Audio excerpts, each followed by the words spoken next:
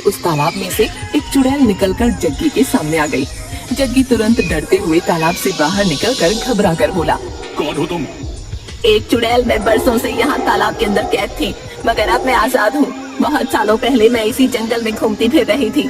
मेरी वजह से एक साधु की तपस्या भंग हो गई थी। उसने मुझे श्राप दे दिया और मैं इस तालाब के अंदर कैद होकर रह गई। उस दिन के बाद जब भी कोई इस तालाब के नजदीक आता तो मैं उसे मार देती। क्या तुम मुझे भी मार डालोगी?